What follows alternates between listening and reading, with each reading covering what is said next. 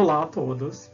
Essa é a aula introdutória da disciplina Prática Experimental Ciências da Natureza.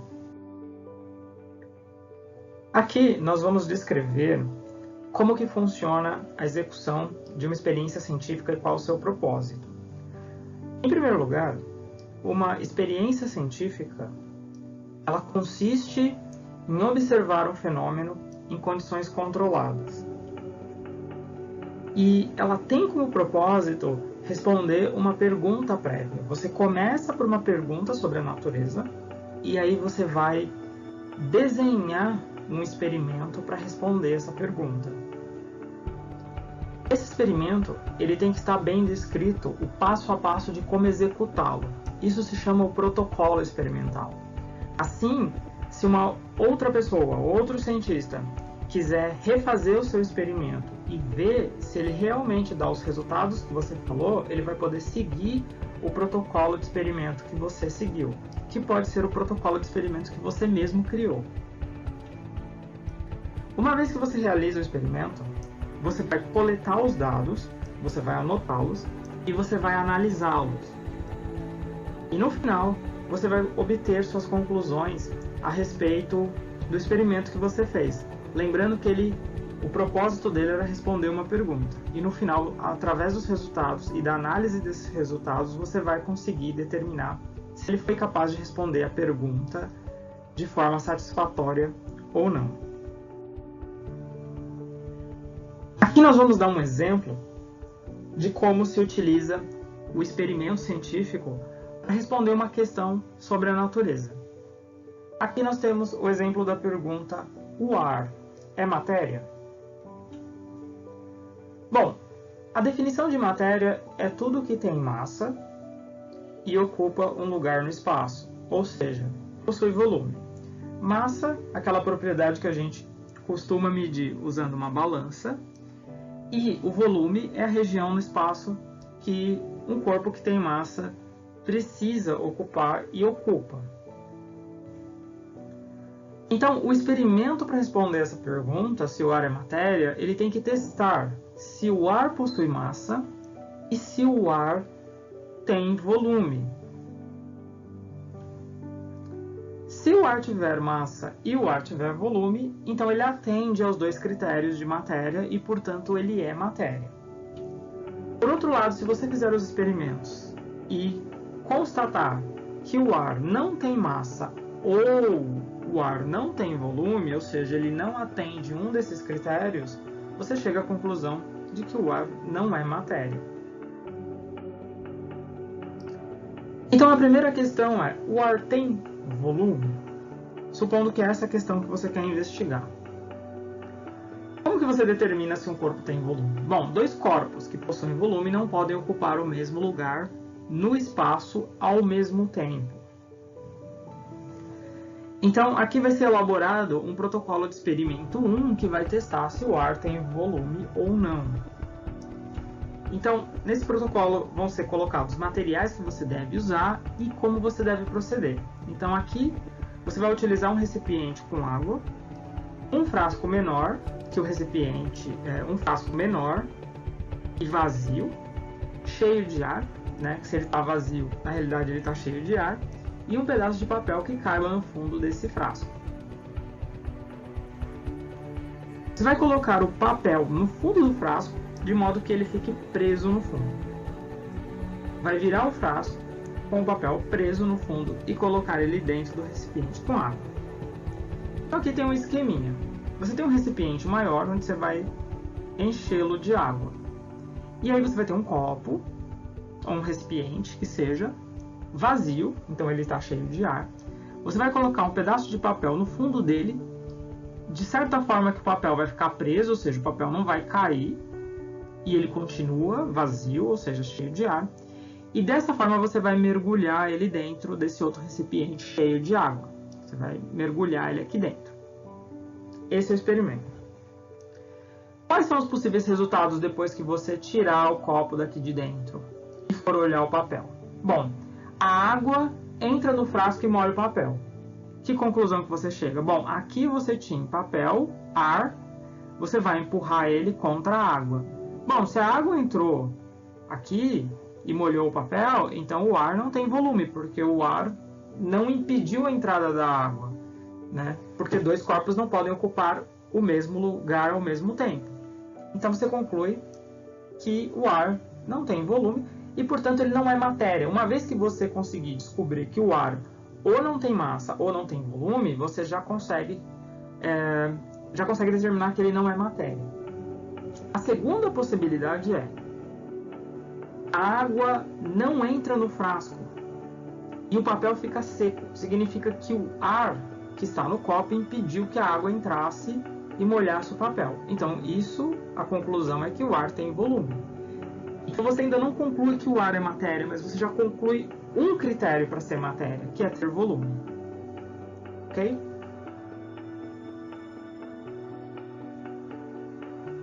Agora nós vamos ver esse experimento ser executado. E aí nós vamos saber quais dos dois itens, das duas possibilidades aqui, é a que de fato acontece.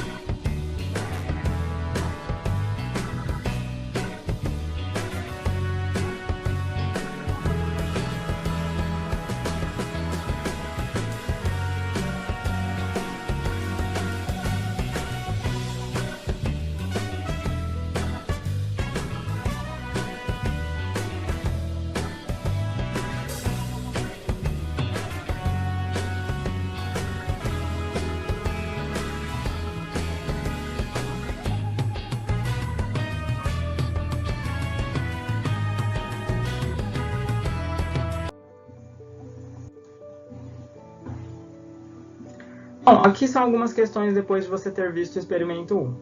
A questão 1 é: o papel que estava dentro do copo, cheio de ar, molhou ou ficou seco? Questão 2. Como você explica o resultado desse experimento? E 3. A partir desse experimento, é possível concluir que o ar tem ou não tem? Agora nós temos que testar o segundo critério. O ar tem massa? Vamos para o protocolo do segundo experimento. Nesse caso, tem que utilizar uma bexiga e uma balança. Utilizando a balança, medir a massa da bexiga vazia e anotar o valor medido. Depois, encher a bexiga com ar e medir a massa da bexiga cheia de ar na balança e anotar o valor medido. Comparar os valores de massa de bexiga vazia e da bexiga cheia de ar. E quais são os possíveis resultados nesse experimento? Bom, um resultado possível é os valores de massa são iguais, ou seja, a bexiga vazia e a bexiga mais o ar têm a mesma massa. Então, portanto, nesse caso, o ar não tem massa e aí você descarta que ele seja matéria, mesmo sabendo que ele tem volume, pelo experimento anterior. Segunda opção é: o valor de massa da bexiga cheia de ar é maior que o valor da massa da bexiga vazia. Portanto, o ar tem massa. Então, nesse caso, você deduz que o ar tem massa. Como o experimento anterior disse que o ar tinha volume, aqui você já consegue declarar, então, que o ar é matéria. E ainda tem uma terceira possibilidade. O valor de massa da bexiga vazia é maior do que o da bexiga cheia de ar. Então, nesse caso, está acontecendo algum outro fenômeno que a gente não previa e, portanto, é preciso investigar melhor o que está acontecendo. Então agora vamos ver o experimento 2.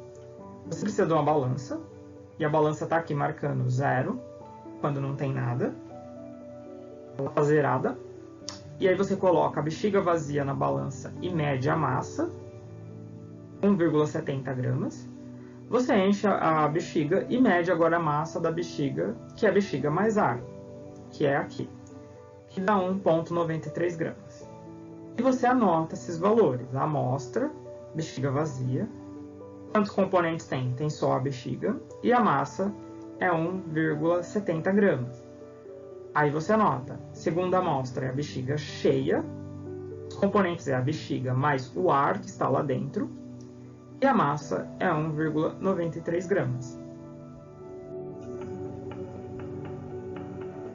Agora vocês têm que responder essas questões sobre o segundo experimento. A massa da bexiga vazia é igual ou diferente da bexiga cheia? 2. Como que você explica o resultado do experimento? Por que os valores são os valores que você obtém? E 3. A partir desse experimento, é possível concluir que o ar tem ou não tem massa?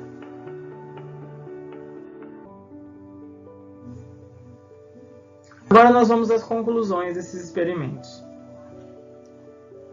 1. A partir do experimento 1, foi possível concluir que o ar ocupa um lugar no espaço, ou seja, ele possui volume. É um dos critérios. A partir do experimento 2, foi possível concluir que o ar possui massa. Então ele atende o segundo critério também.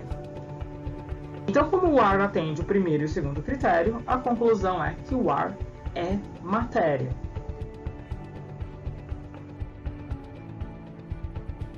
Assim, então, em síntese, nós vimos: um experimento científico tem como propósito responder uma pergunta, então nós investigamos isso, nós elaboramos uma pergunta. Deve ter um protocolo, que é o passo a passo de como fazer o experimento. Após a realização do experimento, os resultados são anotados e analisados. E a partir da análise dos resultados, são feitas as conclusões. E é isso.